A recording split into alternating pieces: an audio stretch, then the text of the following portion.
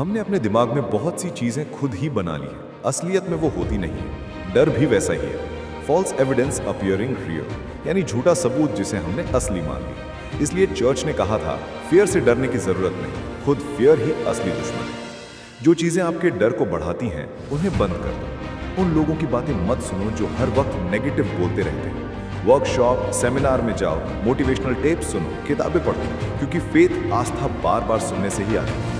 हर दिन अपने दिमाग को पॉजिटिव चीजों से रीप्रोग्राम करो। हो सकता है लोग तुम्हें अजीब समझें, तुम मुस्कुरा रहे हो तो लोग कहेंगे ये पागल है क्या, लेकिन सच्चाई यह है कि ज्यादातर लोग मुस्कुराते ही नहीं हैं। सोमवार की सुबह होते ही सबका मूड ऑफ रहता है, कॉफी नहीं पी है, मुझसे बात मत करो। क्यों?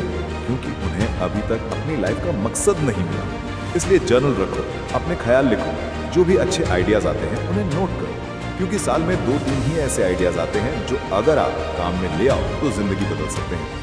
लेकिन जब आप खुद को कमजोर मानते हो, खुद की इज्जत नहीं करते, तो आप खुद ही अपनी लाइफ को बर्बाद करने लगते हो, सपनों को, अपने टैलेंट को मारने लगते हो, खुद के दुश्मन बन जाते हो। तो रास्ता क्या है? अपनी भूख इतनी तेज रखो कि डर पीछे हट जाए। अपने टैलेंट और ताकत को पहचानो। याद रखो, चमत्कार करने की ताकत तुम्हारे अंदर है। एक कहानी है, एक मिशनरी अफ्रीका गया था एक खतरनाक ट्राइब को पढ़ने समझने, लेकिन उसे डर था कि कहीं वो लोग उसका सर न काट दें। सालों तक प्रगति नहीं हुई। फिर एक दिन उसने खुद से पूछा कि सबसे बुरा क्या हो सकता है? मौत ही तो होगी, और मैं यहाँ इसी काम के लिए आया। उसने तय किया, अब डरूंगा नहीं। अगले दिन वो खुलकर काम करने लगा और धीरे धीरे पूरे ट्राइब ने उसे अपना लिया। जब बाद में लोगों ने उससे पूछा ये कैसे मुमकिन हुआ, तो उसने कहा, जब जिंदगी तुम्हें मौत से डराना बंद कर देती है तो फिर डर ही क्या बचता है। असल में हमारे ज्यादातर डर मौत जैसे नहीं होते, हम अपनी सोच से उन्हें बड़ा बनाते हैं। टीवी, न्यूज, अखबार देखो, घर से बाहर निकलने से डर लगने लगेगा। सवाल पूछो खुद से कि सबसे बुरा क्या होगा? क्या मैं मर जाऊंगा? नहीं। तो फिर इतना क्यों डर रहा हूं? मैं भी डोर टू डोर सेल्स करता था, रोज ठोकर मिलती थी, लोग गाली देते थे, दरवाजा बंद कर देते थे, लेकिन मैं रुकता नहीं था। जब तक प्रोडक्ट बिकता नहीं था, घर नहीं लौटता था।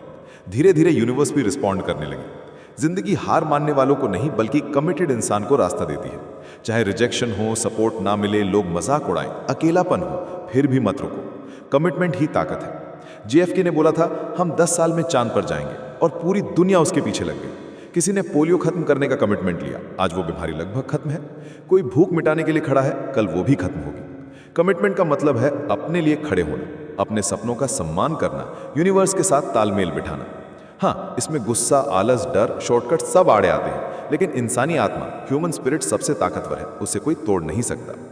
कभी कमिटमेंट का मतलब होता है फिर से पढ़ाई शुरू करना, ट्रेनिंग लेना, छोटे बच्चों के साथ बैठना, अजीब लगना। लेकिन अगर सपना बड़ा है तो ये सब मायने नहीं रखता। भरोसा करना सीखो अपनी इनर वॉइस पर, लॉजिक से ज्यादा दिल की सुनो। मैंने भी एक बार गलती की थी, डर के चलते किसी और को अपना स्पीच लिखने दिया था। भीड़ के सामने पढ़कर सुना तो लोगों ने ताली तो बजाई, लेकिन अंदर से मैं जानता था ये मेरा नहीं था। उस दिन सीखा, कभी अपना पावर मत दो किसी और को। तुम्हारा सपना तुम्हें दिया गया है, दूसरों को नहीं। और हाँ, शॉर्टकट मत लो, ईमानदारी से खेलो। जैसा खुद के लिए चाहते हो वैसा ही दूसरों के साथ करो, क्योंकि जो बोओगे वही काटोगे। सब तुम्हारा है, तुम्हारे नाम लिखा है, कोई और उसे ले ही नहीं सकता। और आखिर में धैर्य रखो, लगे रहो, पॉजिटिव रहो। यही 3 चीजें तुम्हें तुम्हारे सपनों तक पहुंचाएंगी।